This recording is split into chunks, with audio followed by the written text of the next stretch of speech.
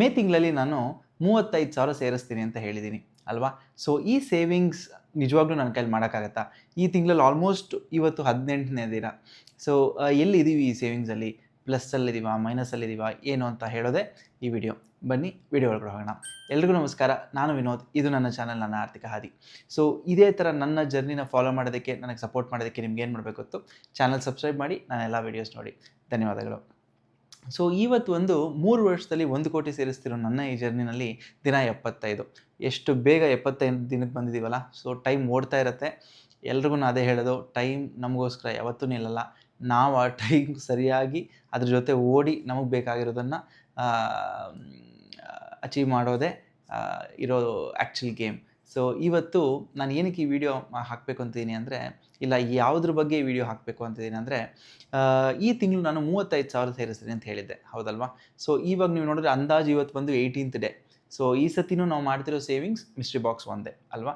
So almost ಒಂದು ಸ್ವಲ್ಪ ದಿವಸಕ್ಕೆ ಮುಂಚೆ ನಾನು ಒಂದು ಶಾರ್ಟ್ಸ್ ಹಾಕಿದ್ದೆ, ಇನ್ಮೇಲಿಂದ ಮಿನಿಮಮ್ ದಿನ ₹1,000 ನಾನು ಮಿಸ್ಟ್ರಿ ಬಾಕ್ಸ್ ಹಾಕ್ತೀನಿ ಅಂತ ಅಲ್ವಾ? ಸೊ ಇವಾಗ ಏನಾಗಿದೆ, ಈ ತಿಂಗಳು 18 ದಿನ ಆಗಿದೆ. ಒಂದು ದಿನ ನಾನು ₹1,000 ಹಾಕಿಲ್ಲ. ಆ್ಯಕ್ಚುಲಿ ಅವತ್ತು ಸೇವ್ ಮಾಡೋಕ್ಕಾಗಲಿಲ್ಲ ನನ್ನ ಕೈಲಿ. ಸೊ ಅಲ್ಲೇ ₹1,000 ಹೋಯಿತು.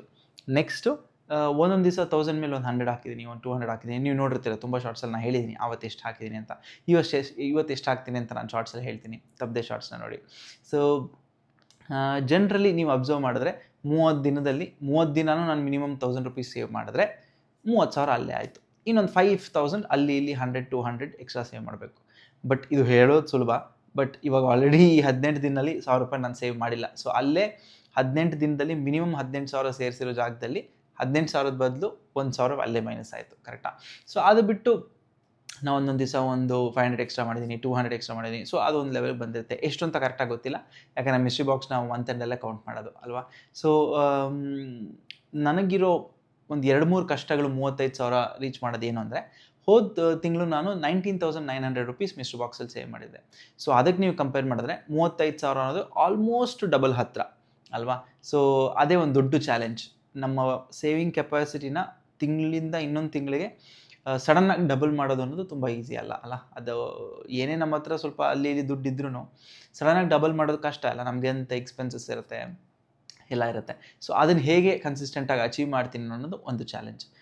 ಎರಡನೇ ಚಾಲೆಂಜ್ ಬಂದು ನಾನು ಹೇಳ್ದಂಗೆ, ಈ ತಿಂಗಳು ಆಲ್ರೆಡಿ ಒಂದು ದಿನ ನಾನು ಮಿಸ್ ಮಾಡಿಬಿಟ್ಟೆ. ಅವತ್ತು ಸೇವ್ ಮಾಡೋಕ್ಕಾಗಲೇ ಇಲ್ಲ. ಎಷ್ಟೋ ಟ್ರೈ ಮಾಡಿದೆ, ಬಟ್ ಗೊತ್ತಲ್ಲ ನಮ್ಮದು ಫಿನಾನ್ಷಿಯಲ್ ಮುಂದೆ ಹಿಂದೆ ಇರುತ್ತೆ. ಸೊ ಅವತ್ತೊಂದು ದಿವಸ ಸೇವ್ ಮಾಡಲಿಲ್ಲ. ಮೂರನೇದು ಬಂದು ಈ ಮಿನಿಮಮ್ ₹1,000 ಪರ್ ಡೇ ಮೇಂಟೈನ್ ಮಾಡೋದೇ ಒಂದು ಸ್ವಲ್ಪ ಟೈಟಾಗಿ ಹೋಗುತ್ತೆ, ನಿಮಗೆ ಗೊತ್ತು. ಅದ್ರ ಜೊತೆ ಈ ಸತಿ ನಾವು ಒಂದು 100-200 ಎಕ್ಸ್ಟ್ರಾ ಮಾಡಿದ್ರೇ 35,000 ತಲುಪೋಕ್ಕಾಗೋದು.